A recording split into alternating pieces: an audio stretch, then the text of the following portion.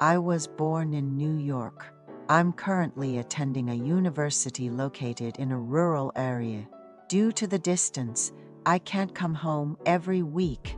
One day, when I did make it home, I was met with a surprising scene. My best friend, whom I trusted deeply, was there visiting my mom. It was a confusing situation, but eventually, I found myself in a similar position. We live in a two-story house.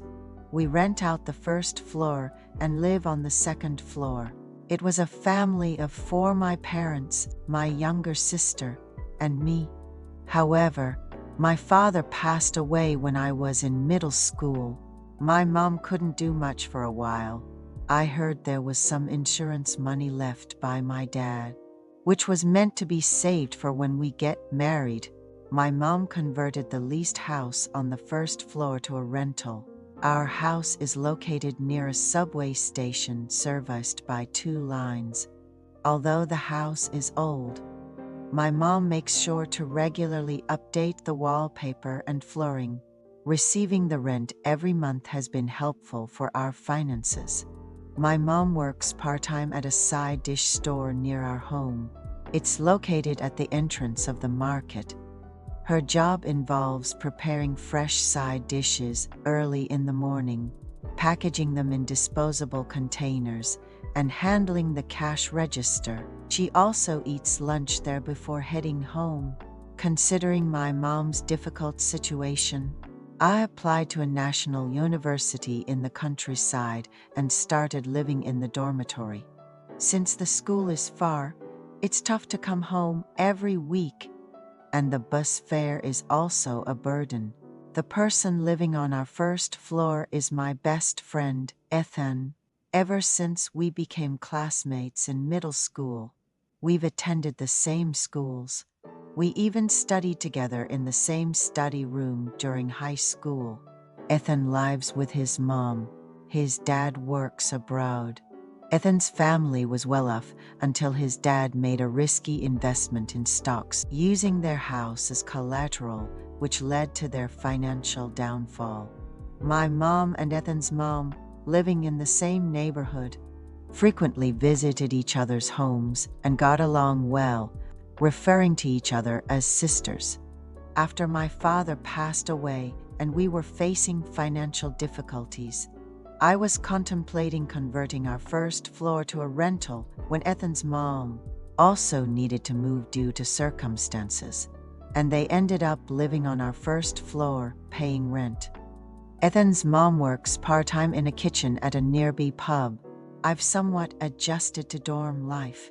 Traveling 2 hours by express bus to school made it burdensome to come home every week. Although my mom wished for me to come every week, I preferred resting in the dorm. However, on the days I did come home, my mom prepared delicious food for me, including my favorite grilled fish and egg dishes, making me glad I visited. My mom would send messages daily, asking, "Son, when are you coming home? Are you enjoying your studies? Don't you miss seeing your mom?" Despite wanting to spend comfortable time with other friends living in the countryside, I made sure to visit home at least twice a month, considering my mom who was on her own. My mom always says it breaks her heart to know I might be eating cafeteria food or just grabbing something quick for a meal. Thinking of her, I picked up some pastries from her favorite bakery at the bus terminal. I was planning to surprise her when I got home, but for some reason, she wasn't there. Just yesterday, we talked over the phone, and I told her I'd be coming home and asked for a nice home-cooked meal. It was strange not finding her at home. As I stepped outside for a smoke, Ethan came out. "You're here? Mom had to rush to your grandma's this morning. Your grandpa's condition worsened," he said. "She had to leave in a hurry because of the train schedule and couldn't contact you." Through Ethan, I learned about my mom and called her. "Did my boy come home?" Your grandpa's been hospitalized with pneumonia. It's serious for the elderly. I might not make it back for a few days. Make sure you eat well and head back to the dorm, she advised. Ethan and I decided to just make some ramen at home.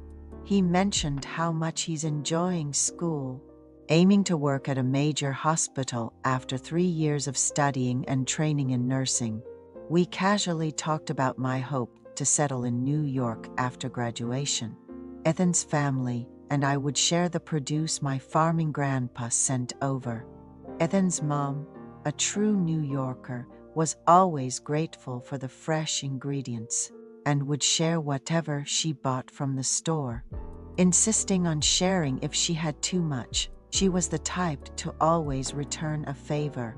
With my mom away, I told Ethan he could stay over, and we ended up having a few beers and getting happily drunk.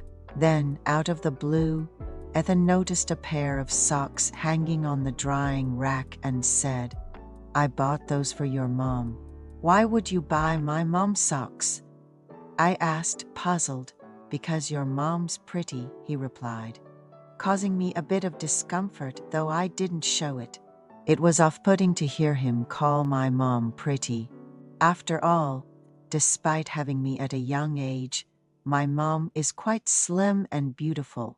I've often heard my dad joking about how he had to lock that down because of her beauty. Hearing a friend say that didn't sit well with me. That weekend, I went back to the dorm without seeing my mom. After the midterm exams, I went home again. It was her birthday, so I planned a surprise with flowers and a cheesecake without telling her. Upon entering the living room after unlocking the door, I saw Ethan's sneakers. "Mom, I'm home," I called out, and opened the bedroom door to find my mom and Ethan together. "Mom, I came without calling to surprise you for your birthday." Ethan saw me quickly, tried to fix the situation, and left in a hurry. I asked my mom what was going on. Last month, Ethan showed up at my house drunk, mistaking it for his own. It turned out that my mom was also under the influence that day, which led to the unfortunate incident. My brother usually gets home late from his tutoring sessions, so Ethan often ended up at our place. I was really upset and expressed my disappointment to my mom, who then promised she wouldn't see Ethan again. I remembered Ethan once said my mom was really pretty when she wasn't around, which made me furious to think my best friend could be involved with my mom. I left the house in anger and bumped into Ethan's mom right outside. It was awkward to chat with her, as usual, when she asked how school was going, saying it's been a while and how hard it is to run into each other, even though we live in the same house. I couldn't remember how I managed to get through the days. When I went back to my dorm, I didn't go home for a month after that. When the vacation started, I stayed at home. My mom took a part-time job at the market in the mornings, and Ethan was going to spend the vacation helping out with a painting job on a ship, thanks to a friend of his. It relieved me to think that my mom and Ethan would be apart for a while. I had planned to look for a part-time job later in the vacation and was enjoying my break by catching up on dramas I had missed. My mom would leave at 8 a.m. and return around 3 p.m., during which I would make myself a late breakfast, do some chores, and relax. One day, Ethan's mom came over with a bag and asked if I had some time. I invited her in, and she mentioned she's been studying for a skincare certification in the mornings. Since her son was out of town and she had work in the mornings, she couldn't practice, and asked if I could be her model for a while. I asked what I needed to do, and she said, "Just lie down, that's all." She prepared a basic skincare set, exfoliant, cotton pads, and towels. I lay down on my bed, and she began the skincare treatment. starting with cleansing and moving on to massage and a mask, which took over an hour. It was my first time receiving such care, and I eventually fell asleep, even snoring comfortably. She came every morning to practice, and I started noticing improvements in my skin. It felt clearer and more beautiful. We naturally became closer through these daily sessions, and I got to hear stories from her past. The uncle visits once a year, and I heard he's been saving up little by little. The aunt dreams of opening her own skincare salon.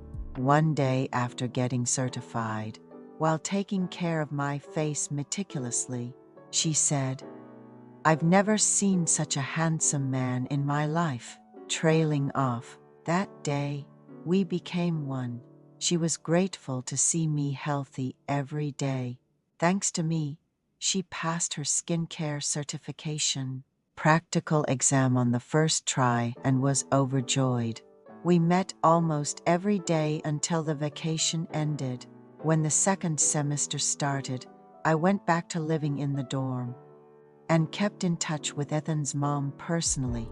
She had become more beautiful, perhaps due to her skincare knowledge. She kept busy working in the kitchen at a pub and doing part-time work at a local skincare salon in the mornings. My mom and Ethan have no idea about the relationship between Ethan's mom and me.